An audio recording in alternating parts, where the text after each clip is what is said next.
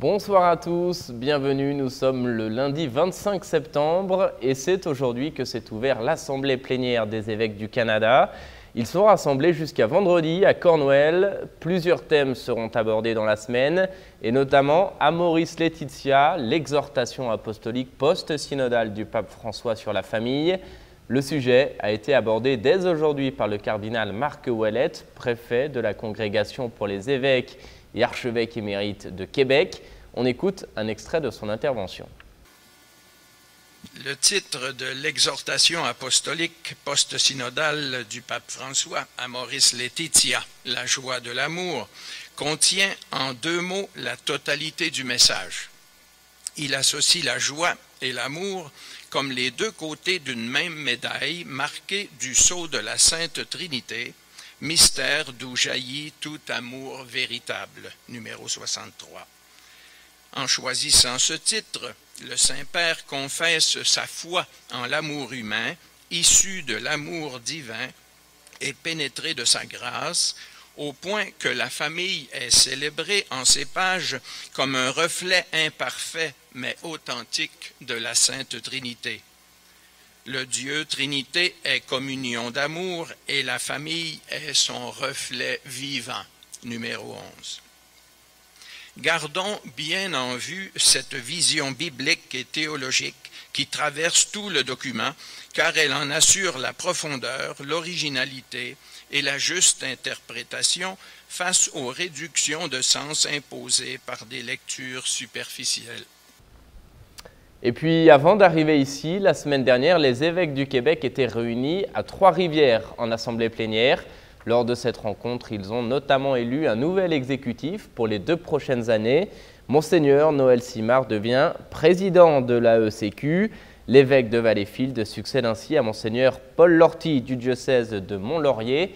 Le cardinal Gérald de Cyprien Lacroix, archevêque de Québec, devient quant à lui vice-président de l'AECQ. Notre équipe était sur place. On écoute les témoignages recueillis par Mireille Achaïn et Saï Ramos.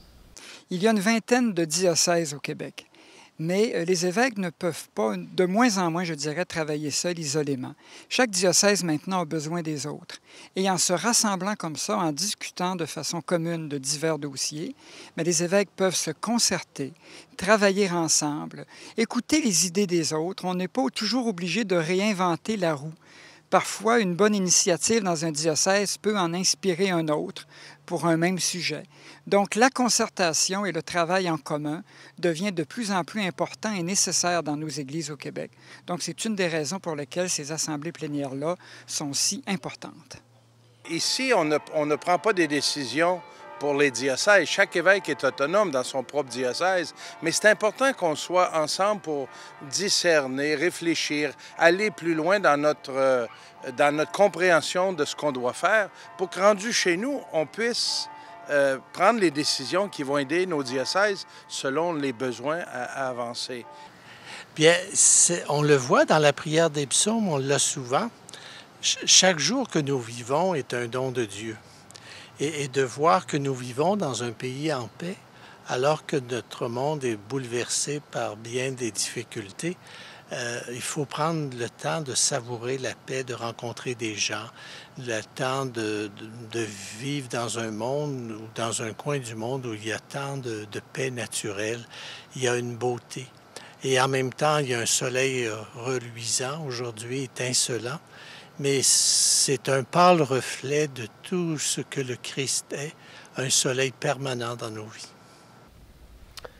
Et puis sachez pour terminer que demain, mardi, les évêques du pays se rendront en la basilique cathédrale d'Ottawa. Ils célébreront une messe dans le cadre du 150e anniversaire de la Confédération. Et puis à cette occasion, il y aura aussi la consécration du Canada à la Vierge Marie. Ce sera à suivre en direct évidemment sur Ciel et Lumière à partir de 15h30. C'est la fin de cette émission. Merci de l'avoir suivi. Je vous souhaite à tous une très belle soirée. À demain.